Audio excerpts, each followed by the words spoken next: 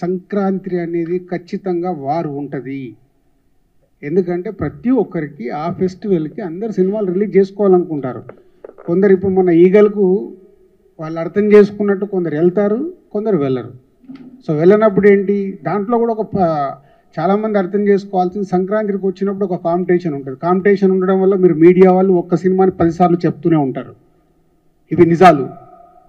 ఇదే ఫిలిం, ఈ సినిమా ద్వారా సినిమాలు వస్తున్నాయంటే 10 సార్లు ఆ సినిమా గురించి చెప్తే వాళ్ళకు మైలేజ్ వస్తుంది. సో కాంపిటీషన్ ఉన్నప్పుడే ఆ సినిమాలకు మైలేజ్ వస్తుందని సంక్రాంతికి 3-4 సినిమాలు, తెలుగు సినిమాలు రావడం సహజం. ఇది మీ అందరికీ తెలుసు, మాకు తెలుసు. కాబట్టి సంక్రాంతికి తప్పదు. వేరే వారాలలో ఉన్నప్పుడు సాధ్యమైనంత మట్టుకు అందరూ అర్థం చేసుకుంటారు, ప్రొడ్యూసర్స్ అర్థం చేసుకొని సెటిల్ డౌన్ అవుతుంది. బట్ సంక్రాంతికి ఎవ్రీ ఇయర్ రావాల్సిందే. పోతే నెక్స్ట్ ఇయర్ నుంచి సంక్రాంతికి మీకు దిల్ రాజు దొరకడు. ఎందుకంటే నా మీదకి రాకుండా చేసుకోవడానికి 31st టీసీ మీటింగ్లో స్ట్రాంగ్ స్టెప్స్ తీసుకొని ఇండస్ట్రీకి ఉపయోగపడేలాగా చేస్తాం.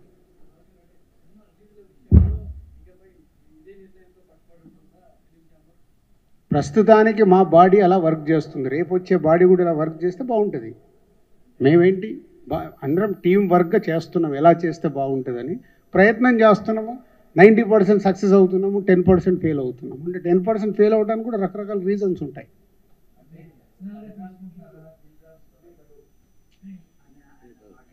నో దొరకడు మీనింగ్ నెక్స్ట్ దానికి నేను టర్మ్కు ప్రెసిడెంట్గా ఉండను. కాబట్టి ప్రెసిడెంట్గా ఉన్నాను కాబట్టి అన్నిటినీ బ్యాలెన్స్ చేసుకొని ముందుకు వెళ్ళాల్సిన అవసరం. నాది 1 ఇయర్ టర్మ్, ఆల్మోస్ట్ 6 నెలలు అయిపోయింది, ఇంకొక 6 నెలలు దానికోసం అన్నా. మళ్ళీ దీన్ని ఏదో హెడ్లైన్స్గా దొరకకండి. నెక్స్ట్ టర్మ్కి నేను ప్రెసిడెంట్గా ఉండాలంటే 1 ఇయర్ కంప్లీట్ అయిపోతుంది. ఏమ్మా మీ అందరికీ తెలుసు, మాకు తెలుసు. పాపము ఎంటర్టైన్మెంట్ నడుస్తుంది, నడవని. నెక్స్ట్ సంక్రాంతి, ఒక్క నిమిషం, నెక్స్ట్ సంక్రాంతికి నా సినిమా ప్రొడక్షన్ నుంచి కన్ఫామ్గా ఉంటుంది. కాబట్టి ప్రెసిడెంట్గా నేను ఉండను కాబట్టి నా మీద సమస్యలు ఎక్కువ ఉండవు. అప్పుడు కూర్చునే వాళ్ళు అది సాల్వ్ చేస్తారు. సో ఈరోజు ముందు ఛాంబర్ నుంచి అందరం వెళ్ళి కలుస్తున్నాము. కలిసిన తర్వాత ఒక ప్లాన్ ఉంది. సో ఇది అయిపోయిన తర్వాత అది ఈసీలో మాట్లాడతాం. ఎల్లుండి ఈసీలో మాట్లాడి విల్ గెట్ బ్యాక్. ఒక ప్లాన్ ఉంది.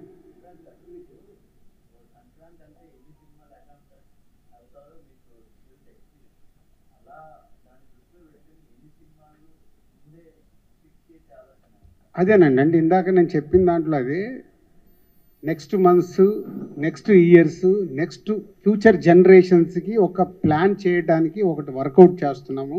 సాధ్యమైనంత మట్టుకు సమస్యల్ని తగ్గియాలి. ఏం చేయగలుగుతాం మేము, ఇక్కడ ఛాంబర్ అనేది ఉంది, అందుకు సమస్యల్ని తగ్గించి ముందుకు వెళ్ళాలి. సో దానికోసము అదేమో అంటారు కదా, చెట్లున్న దానికి రాళ్ళు, పండ్లున్న చెట్టుకి రాళ్ళు తాకుతాయి. మా మీదకి వస్తాయి, భరిస్తాము, చేసుకుంటూ వెళ్తాం. మేము ఇక్కడ సీట్లో ఉన్నంత మట్టుకు ఎంత బెస్ట్ చేయగలగాలి ఇండస్ట్రీకి అనేది చేస్తాం. Okay, thank you.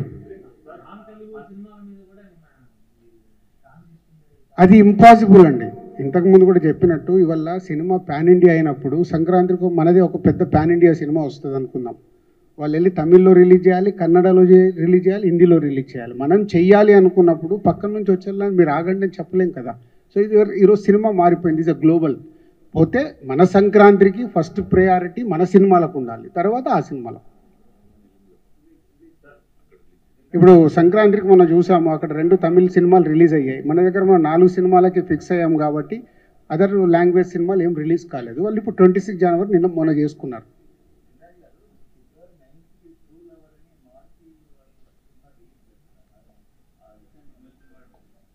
అదేనండి, వస్తూనే ఉంటాయి. ఇప్పుడు పీపుల్ మీడియా వాళ్ళు మాకు, సార్ ఈ సినిమా వస్తుంది, కొంచెం మీరు ఛాంబర్కి వెళ్ళి చూడండి అంటే మేము ముందడుగు వేస్తాం. అట్లా వస్తూనే ఉన్న సినిమాలన్నింటినీ ఏ సినిమా రాకుండా ఆపాలి అని అంటే మాకు కష్టం అవుద్ది. బట్ పీపుల్ మీడియాకి వెళ్ళి డెఫినెట్గా ఇది వస్తే దాన్ని 100% చేద్దామని రాజేష్ గారితో, అనిల్ గారితో మాట్లాడి ఒక సినిమా తగ్గితే మెజారిటీ థియేటర్లు ఈగలకు పడాలి. ఎందుకంటే వాళ్ళు సంక్రాంతికి మాకు ఛాంబర్కి సపోర్ట్ చేశారు కాబట్టి దాని పాయింట్ ఆఫ్ వ్యూలోనే చేస్తాం.